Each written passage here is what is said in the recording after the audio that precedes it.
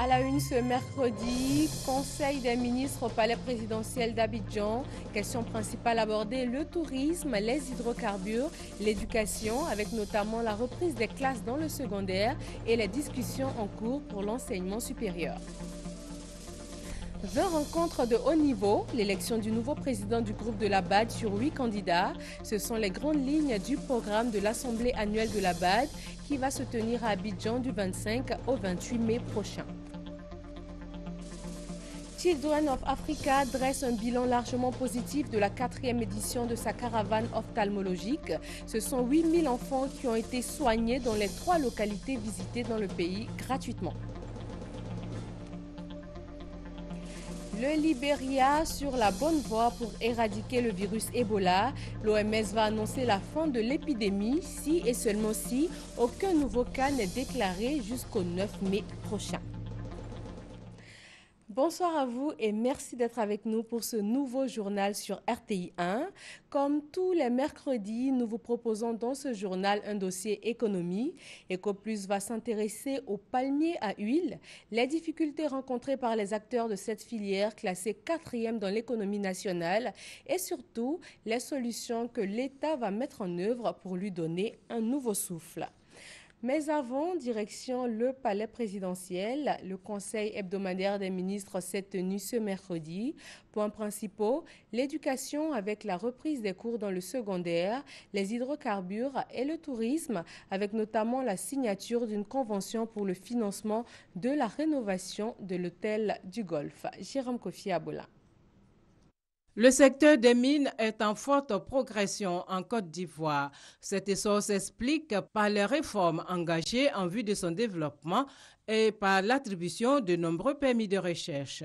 Un projet de loi a ainsi été adopté en vue d'actualiser et d'adapter les tests au nouveau contexte. Il s'agit par ce projet de loi d'actualiser donc notre législation sur les assemblées représentatives des intérêts économiques, en y intégrant donc la possibilité de création d'une ou de plusieurs chambres des métiers, des mines et des hydrocarbures. Cela permet d'avoir un cadre institutionnel plus approprié, de favoriser les relations de partenariat entre les parties prenantes, tout cela pour un meilleur développement du secteur minier en Côte d'Ivoire. Le gouvernement entend aussi appuyer le développement du tourisme en Côte d'Ivoire. Le présent projet de décret autorise la signature d'une convention de concession entre l'État de Côte d'Ivoire, qui est représenté par la Société des Palaces de Côte d'Ivoire, donc la SPDC, et donc la société concessionnaire qui va s'appeler la Société des Lagunes. Cette convention concerne donc le financement de la rénovation, l'extension, l'exploitation de l'hôtel du Golfe. Cela s'inscrit dans la stratégie du gouvernement en matière de développement touristique, stratégie qui consiste à s'appuyer sur le secteur privé. La grève dans l'enseignement secondaire et l'enseignement supérieur, le Conseil des ministres s'est félicité du retour à la sérénité. Dans les établissements d'enseignement secondaire, suite aux décisions annoncées par le chef de l'État au cours de la cérémonie du 1er mai, on peut considérer aujourd'hui que la sérénité est revenue. Les cours ont repris dans tous les établissements, donc les élèves sont à l'école, les enseignants sont à l'école. En ce qui concerne l'enseignement supérieur, il y a encore des réunions prévues, donc une assemblée générale prévue pour se tenir vendredi prochain, suite à quoi les décisions seront prises dans le sens de la reprise des cours pour éviter de pénaliser davantage les étudiants. La question des primes impayées des éléphants, qui est au centre de l'actualité, a également retenu l'attention du Conseil des ministres qui, en attendant les résultats de l'enquête en cours, a pris des mesures conservatoires. Ce que le chef de l'État souhaite, c'est-à-dire la bonne gouvernance partout, à tous les niveaux de la gestion de notre État, que ce vœu ne soit pas qu'un simple slogan. Chaque fois qu'une personne fautera dans la mission qui lui est confiée au titre de l'État, elle sera sanctionnée. Et la première sanction qui est prise ce matin, c'est déjà le fait que le régisseur concerné a été démis de ses fonctions. Évidemment, quand l'enquête sera terminée, que tous les résultats seront connus, Les décisions complémentaires à prendre, évidemment, seront prises. Le Conseil a aussi évoqué les visites d'État du président de la République à l'intérieur du pays.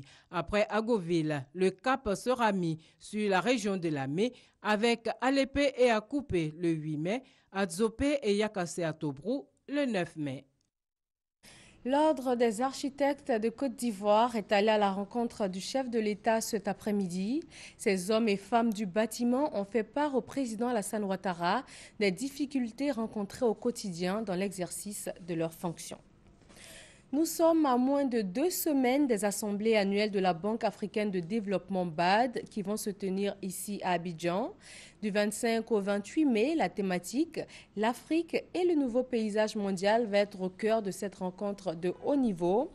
Également, l'élection du nouveau président du groupe de la BAD. Les gouverneurs vont choisir un candidat sur les 8. Noël Niagno. La BAD, Banque africaine de développement, a 50 ans. 50 ans qu'elle convie une fois l'an, généralement dans le mois de mai, gouverneurs des pays régionaux et non régionaux, experts, économistes de renom, ensemble le Gotha de la finance internationale à ses assises. Ces rencontres annuelles visent à évaluer l'exercice écoulé et décliner les perspectives. Le rendez-vous de 2015 va se tenir sur les rives de la lagune Ébrié, les 25, 26, 27, 28 et 29 mai. 5 jours pour passer au scanner les 5 décennies de l'existence de l'institution financière panafricaine. Il est à noter que cette célébration a été différée en raison de l'épidémie de fièvre à virus Ebola. Il s'agira surtout de réfléchir, de changer sur l'Afrique dans un environnement changeant. Certes, l'Afrique a changé qualitativement selon la vice-présidente de l'institution, Cecilia Akintomide, mais beaucoup reste à faire pour positionner l'Afrique dans le concert des continents qui compte économiquement, socialement, politiquement. 20 thématiques permettront de résoudre cette équation. Autre moment fort de cette rencontre, les gouverneurs auront la lourde charge de trouver un successeur au Rwandais Donald Kaberuka au terme de ses 2 mandats de 5 ans. Pour cette course, ils sont 8 prétendants dont une femme. Première assise après le retour de la BAD en terre ivoirienne, les autorités assurent de la bonne tenue des travaux. Des investisseurs italiens marquent leur intérêt pour l'économie ivoirienne. Le Premier ministre les a rencontrés pour approfondir la question. Daniel Camblon-Duncan est sur place en Italie où il a assisté à l'ouverture de l'exposition universelle de Milan. Elle est dénommée Expo Milano 2015. Hugues Hervé Blé, envoyé spécial en Italie. Vaincre le maximum d'investisseurs à s'implanter en Côte d'Ivoire, cet objectif a guidé les nombreuses rencontres qu'a eues le Premier ministre à Milan avec les industriels italiens. Aux investisseurs rencontrés individuellement ou par groupement d'intérêts, le Premier ministre Daniel Camblon-Duncan a expliqué que l'environnement des affaires en Côte d'Ivoire leur étant favorable, il leur est possible de contribuer à la diversification de l'économie ivoirienne avec l'implantation d'unités industrielles. Le message du Premier ministre n'a pas manqué de séduire. La Côte d'Ivoire, il est très connu en Italie et les opérateurs économiques qui sont prêts de venir en Côte d'Ivoire pour investir beaucoup d'argent. Le sujet c'est lié à la raffinerie italienne qu'on a en Italie, à la raffinerie qu'il y a dans la Côte d'Ivoire, et c'est la possibilité de coopération, et la possibilité aussi par notre part, de prendre du brut from la Côte d'Ivoire. À Milan, le Premier ministre a également rencontré des personnalités politiques. Il a parlé de coopération avec le ministre sicilien de l'Agriculture. C'était avant d'échanger avec cette autre personnalité œuvrant dans le domaine du social en Côte d'Ivoire. On a parlé avec son Excellence, Monsieur le Ministre, à propos de nos rapports entre la Sicile et la Côte d'Ivoire. Nous sommes très intéressés à consolider, à renforcer nos rapports davantage dans le secteur de l'agriculture, de la recherche et de la culture. J'ai commencé mon travail avec la santé, avec l'hôpital d'Ayamé, après la pouponnière. Et actuellement, je travaille surtout pour la culture, pour développer l'instruction, parce que je pense que le futur de l'Afrique en général et de la Côte d'Ivoire en particulier se base sur le développement de la culture. Le séjour à Milan du Premier ministre Daniel Camblon-Duncan aura consacré, outre les bonnes relations existantes entre l'Italie et la Côte d'Ivoire, le grand intérêt des milieux d'affaires italiens pour le pays. Après Agboville, la prochaine visite d'État du président Alassane Ouattara est prévue dans la région de la Mey les 8 et 9 mai prochains. Pour la population d'Alépé, importante étape de cette visite d'État, c'est une lueur d'espoir pour l'amélioration de leurs conditions de vie. Mamadou Kouassi. Alépé, l'une des premières sous-préfectures de la Côte d'Ivoire, a été érigée en chef-lieu du département en 1997. Mais depuis cette date, Alépé peine à amorcer véritablement son développement. Il est confronté à de nombreuses difficultés, notamment le manque d'infrastructures routières et scolaires. Les routes pour aller dans les villages, sur papier, c'est goudronné, mais en réalité, il n'y a rien. Voilà, c'est ce qui fait que les marchandises ne peuvent pas sortir des villages pour venir en ville. Voilà, Alépé est le chef du département, mais on trouve qu'il n'y a rien. Il n'y a seulement que 2 écoles primaires, un seul lycée. On a un problème d'eau. On a bien un château à Memni. On espère que nos autorités auront le courage de lui dire réellement ce que nous vivons comme difficulté ici. Les problèmes de logement, parce qu'il n'y a pas de dortoir dans la ville d'Alépé. Les gens sont obligés de rester dans les hôtels quand ils viennent pour travailler. Ça, c'est un problème. Maintenant, le marché, la cherté du marché aussi. Le marché est très cher. À cela s'ajoute l'accès difficile aux soins de santé, en ville comme en zone rurale. Nous demandons véritablement qu'un plan Marshall soit mis en place pour permettre au département d'Alépé de prendre véritablement son envol parce que le département d'Alépé regorge de non-potentialités. Ce vendredi 8 mai 2015, le président de la République Alassane Ouattara rendra visite à ce peuple. Les populations de ce département sont impatientes de recevoir le président de la République Alassane Ouattara à Alépé, car elles voient cette visite d'État un espoir pour le développement de leur terroir. C'est pourquoi les peuples Agni, Ati et Goua se mobilisent depuis quelques jours pour faire de cette visite d'État une réussite. Je demande à mes frères Goua, Ati et Agni de se mobiliser comme un seul homme afin que le président puisse savoir que ce que les gens disent en ville, ce n'est pas une réalité. Ils savent qu'il y a un travail qui est en train d'être fait et ce travail sera fait aussi à Alépé. Il arrive. Donc il nous apporte le développement. L'étape d'Alépé constitue la deuxième de la visite d'État que le président de la République entreprendra dans la région de la Mey du 8 au 9 mai prochain. Poursuivons avec ce communiqué du comité d'organisation des visites d'État du président de la République. Dans le cadre des préparatifs de la visite d'État du président de la République dans les régions du Kabadougou et du Folon, le ministre d'État, ministre de l'Intérieur et de la Sécurité invite les élus et les cadres des dites régions à prendre part à la réunion d'information qui aura lieu le jeudi 7 mai 2015 à 15h30 à la salle Félix Houphouët-Boigny de l'hôtel du district d'Abidjan. 8000 enfants d'Anyama, de Bongouanou et de Dimbokro ont été gratuitement consultés et soignés. Plus de 350 paires de lunettes leur ont été offertes. C'est le bilan de la 4e édition de la caravane ophtalmologique de la Fondation Children of Africa. Thomas Gessambi. Anyama, c'est la ville de Bongouanou qui a reçu la visite de la caravane ophtalmologique de la Fondation Children of Africa. Dans l'enceinte du groupe scolaire Est 1 de la ville, l'équipe de la fondation de la première dame Dominique Ouattara s'est donné 2 jours pour aider le maximum d'enfants qui rencontrent ou sont susceptibles de rencontrer des troubles de la vue. Plus de 4000 enfants consultés et soignés, 100 paires de lunettes au surplus. De quoi amener le maire de la commune, tout comme Gérard Entry, parent d'une jeune enfant qui vient de recevoir sa première paire de lunettes, à louer les bienfaits de la caravane. D'abord, je tenais à dire merci à Madame la Première Dame. C'est un acte d'humanisme et nous en sommes heureux, fiers. Comme on le dit souvent, la vue, c'est la vie. Voilà. Et il faudrait qu'on donne cette opportunité aux enfants. Franchement, grand merci à elle et que Dieu la bénisse dans cette opportunité. Autre lieu, même dynamique d'action sociale de la caravane. Dimbokro, la capitale de la région d'Unzi. C'est ici que la caravane s'achève. L'équipe des ophtalmologistes de Children of Africa prend rendez-vous avec les enfants à l'école primaire publique Albi. Pour la seule journée, plus de 3500 enfants sont consultés et soignés gratuitement. Des centaines d'enfants reçoivent dans le même temps des paires de lunettes sans bourse déliées. Pour les autorités de la ville, il n'y a pas d'autre mot que le merci à adresser à Dominique Ouattara et à sa fondation. Quel bonheur à ces enfants quel bonheur pour ces familles qui en avaient besoin. Tout à l'heure, j'ai échangé avec le docteur. J'ai dit, mais il y a du monde. Il dit, mais vous pouvez en avoir plus. Si vous avez plus, on trouvera toujours les moyens de traiter ces enfants-là. Donc, ma joie est grande.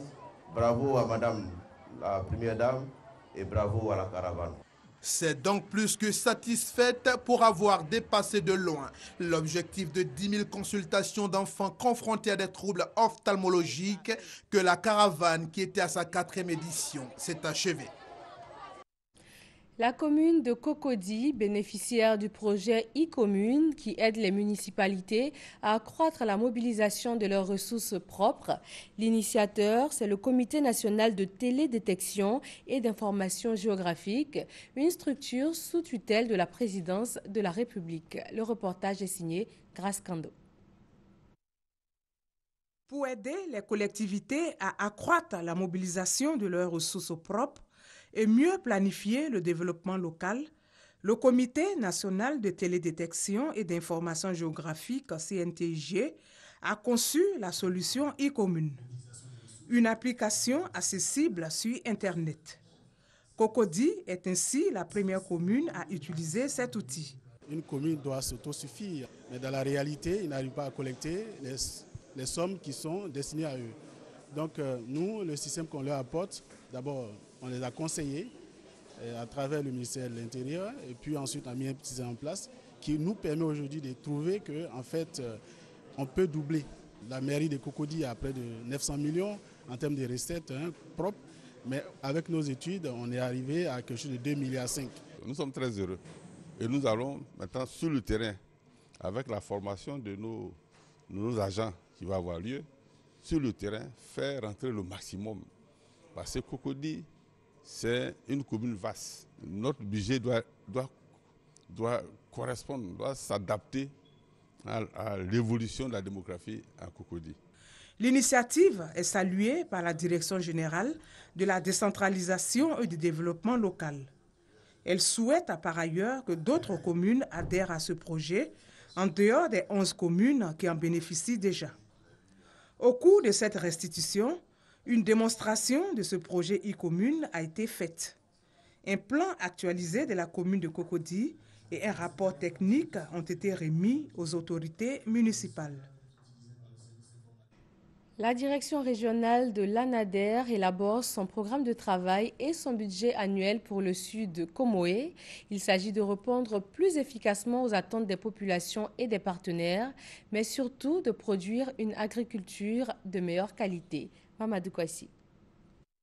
Le programme de travail et le budget annuel de la direction régionale sud de l'ANADER, Agence nationale d'appui au développement rural, a été élaboré. Il vise à répondre efficacement aux attentes des différents partenaires et à améliorer la planification et le suivi des activités. Ce programme a été présenté aux autorités administratives et politiques, aux opérateurs économiques et aux exploitants agricoles. Pour l'année 2015, nous avions ce que nous appelons le contrat d'État. Il s'agit des services que nous rendons aux couches les plus faibles, les jeunes, les femmes. Et donc, ces programmes-là sont dans différentes spéculations et principalement les cultures vivrières. Donc, l'accent a été mis sur ces programmes-là qui peuvent nous permettre d'atteindre l'autosuffisance alimentaire et aller à la sécurité alimentaire. Nous félicitons la DADER du Sud Comoé qui travaille beaucoup, qui aide les coopératives avancées, que ce soit la coopérative de vivriers, de café cacao et autres, ils nous accompagnent partout. Mais au niveau de la coopérative du vivrier, nous avons un problème de terre.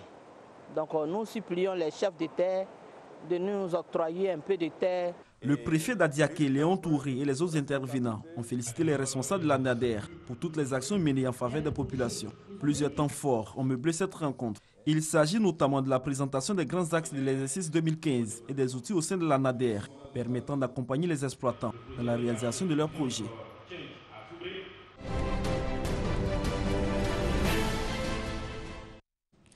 Comment Comment sauver la filière palmier à huile qui occupe la 4e place dans l'économie ivoirienne, mais qui est confrontée à d'énormes difficultés? Les obstacles principaux rencontrés par les acteurs du secteur sont le prix élevé des intrants et le changement climatique. Un plan de plus de 320 milliards de francs CFA va être mis en œuvre par l'État. EcoPlus de ce mercredi s'intéresse à la question. C'est un dossier signé Francis Boifo. C'est un planteur de palmiers à huile passionné, mais découragé par les contraintes de la filière que nous avons rencontré dans ce champ situé à une dizaine de kilomètres de Dabou dans la région des Grands Ponts. Les prix sont très bas. Le mois passé, nous sommes à 49 et ce mois-ci, nous sommes à 53 francs le kilo. Du coup, ça nous rend difficile la main-d'œuvre parce que la main-d'œuvre nous coûte très cher. Les planteurs nous disent que les prix sont bas. J'en conviens avec eux, mais il faut qu'ils sachent que le prix il est indexé sur le marché extérieur, le prix international CAF. C'est ce que nous prenons pour calculer le prix qui doit être servi aux planteurs et à l'agro-industrie pour le prix de l'huile brute et le prix du régime. Maintenant, ce prix, il ne faut pas se figer seulement sur le marché international parce que nous ne maîtrisons pas les aléas du marché international. Par contre, le planteur peut améliorer ses revenus par hectare en faisant en sorte qu'il produise beaucoup plus par unité de surface qu'il ne le fait actuellement. Mais là aussi, des difficultés persistent. Elles sont relatives aux plants et aux engrais. Faire en sorte que les producteurs aient l'engrais à un coût réduit. Les plants coûtent cher, 140 000 francs l'hectare. Le souhait, c'est que l'État nous aide à subventionner les plants. Sur ces sujets, le directeur des cultures de rente du ministère de l'Agriculture s'est voulu explicite. Les producteurs de palmiers à huile sont organisés en coopératives. Les coopératives se sont organisées en une fêtière qu'on appelle la Fédération nationale des coopératives de palmiers à huile, la FENACOPACI. Cette fédération donc, peut organiser les commandes groupées et prendre la tâche de nos services pour engager la procédure d'exonération de TVA qui leur permettra donc d'acquérir les engrais à prix raisonnable. Au niveau des plants, j'inviterai les producteurs et les acteurs de la filière palmier à huile à prendre l'exemple sur d'autres filières où les acteurs eux-mêmes ont mis un dispositif en place qui leur permet de subventionner les plants. Le palmier occupe la 4e place dans l'économie ivoirienne. D'1 743 000 tonnes de régime de palme en 2013, la production est passée à 1 798 000 tonnes en 2014 et 420 000 tonnes d'huile de palme. Ce qui fait de la Côte d'Ivoire le premier pays africain exportateur d'huile de palme et le 2e producteur africain derrière le Nigeria.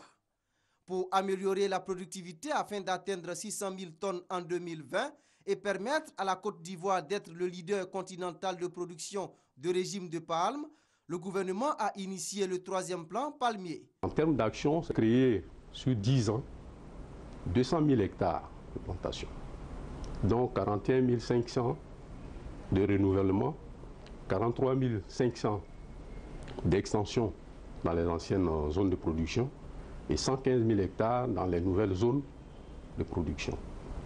Il s'agit aussi de renforcer l'encadrement des planteurs sur le terrain, améliorer les itinéraires techniques. Il s'agit aussi d'améliorer et renforcer le reprofilage des pistes de collecte des régimes. La contribution des chercheurs du Centre national de recherche agronomique CNRA est très attendue relativement à la mise à disposition des semences et des plants. Le CNRA a pris en compte les enjeux stratégiques du développement durable, notamment un matériel végétal qui va intégrer tous ces paramètres au niveau du climat qui a changé. Le végétal est devenu de plus en plus élevé, le sol se sont appauvris, de nouveaux parasites se sont introduits, etc. Donc ce matériel végétal doit tenir compte de ce changement qui intervient depuis 30 ans. Déjà, des semences et des plants sont disponibles à la station de Lamé du CNRA d'Alépé avec des caractéristiques différentes des plants tout venant, encore appelés plants sauvages. Ces semences sont précoces. 3 ans après la plantation, ces plantes commencent à donner les régimes. Ces régimes ont une haute performance au niveau du rendement, c'est-à-dire on a 30 tonnes à l'hectare par an et avec un taux d'extraction en huile de 28%. Ça tolère la fusariose qui est une maladie qui apparaît en replantation et ça tolère les attaques des insectes ravageurs. C'est sûr qu'avec la mise à disposition des semences et des différentes variétés de plants de palmiers du CNRA, la filière va amorcer un nouveau départ par le renouvellement du verger ivoirien estimé à 250 000 hectares repartis entre les secteurs industriels et villageois. Il va s'ouvrir demain jeudi, le premier forum de la diaspora. Il vise à mobiliser les 1,2 million d'Ivoiriens vivant à l'étranger, à mettre en place un mécanisme pour leur permettre de prendre une part active dans la marche de leur pays vers l'émergence. Le chef de l'État va prendre part à la cérémonie d'ouverture de cet événement inédit. Michel Digré. Diaspora ivoirienne. Quels enjeux pour une Côte d'Ivoire en voie d'émergence? C'est le thème du premier grand forum de la diaspora qui se déroulera les 7 et 8 mai prochains à Abidjan en présence du chef de l'État Alassane Ouattara. Selon le ministre de l'Intégration africaine et des Ivoiriens de l'extérieur, ce sont plus de 500 Ivoiriens de la diaspora qui sont attendus à ce rendez-vous pour participer aux échanges avec les décideurs en vue de trouver des solutions aux problèmes que rencontrent les Ivoiriens de l'extérieur. Le ministre Ali Koulibaly a su sur les enjeux de ce forum. C'est de trouver des mécanismes innovants pour mieux mobiliser la diaspora ivoirienne, pour mieux canaliser l'épargne des Ivoiriens de l'extérieur, pour faire des propositions au gouvernement, des propositions pour une meilleure contribution de la diaspora à la reconstruction de notre pays. 9 panels sont au programme.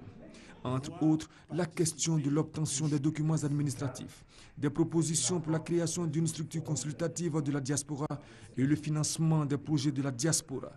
Dans l'optique de définir une politique nationale de gestion des Ivoiriens de l'extérieur, le ministère de l'Intégration africaine et des Ivoiriens de l'extérieur souhaite prendre en compte les préoccupations de la diaspora ivoirienne à travers ce forum. La diaspora ivoirienne est estimée aujourd'hui à environ 1 240 000 personnes, soit 5,4% de la population ivoirienne. La brigade mondaine aux trousses d'air racoleuse à la Riviera Palmeraie dans la commune de Cocody. Une opération a été menée ce week-end. Objectif, mettre fin à ces actes qui portent atteinte à la moralité publique. Parga se reconnaît. Carrefour Riviera Palmeraie. Dans la nuit de samedi à dimanche, il est déjà minuit passé. En pleine rue, des tentes en plastique réalisées en ayant juste besoin de piquets, des pneus, des morceaux de briques pour soutenir cette maison de fortune qui sert des lieux de prostitution. À l'intérieur, un carton contenant des mouchoirs en papier, des préservatifs et bien d'autres objets. Ainsi, tous les soirs, on assiste à des scènes de racolage, un fléau combattu par la brigade mondaine, le service de police qui a compétence à lutter contre les atteintes de moralité publique dans la société. La journée où vous passez ici, vous ne verrez rien. À partir de 21h, les bâches sont dressées et les gens font de l'amour à l'intérieur comme des animaux. En tant que femme et en tant que responsable de la brigade mondaine, je ne peux pas l'accepter. Déterminée à mettre fin à ces phénomènes, la brigade mondaine décide d'une opération dans le secteur. Regardez, pour la fumer. Dans la fuite, chaussures, sacs à main, morceaux de pain sont oubliés par ces racoleuses. Prends celui qui est dedans. Faut le prendre. Faut le prendre. Dans les filets, un jeune homme de 22 ans, Diallo, de nationalité guinéenne. Sur les bornes de l'église là, elles sont alignées là. Elles presque tous les passants. Et lorsque le compte est bon, c'est dans ces enclos là qu'elles viennent pour faire ce qu'elles ont envie de faire. Moyennant quoi, 500 francs. Je vais continuer à les traquer jusqu'à ce qu'elles quittent la ville d'Abidjan et ses environs.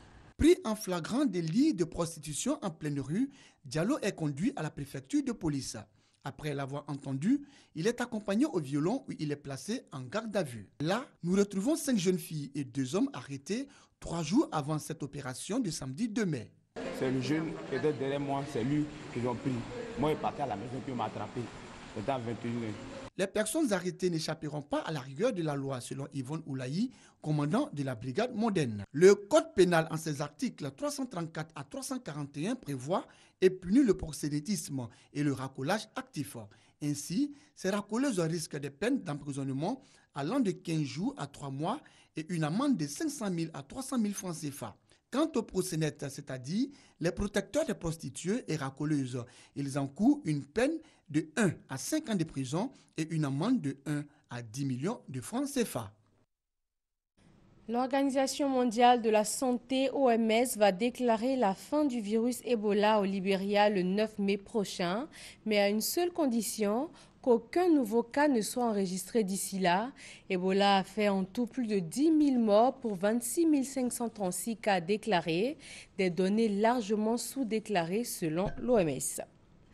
Et c'est la fin de ce 20h. Merci d'être resté avec nous. Excellente soirée sur les antennes de la RTI.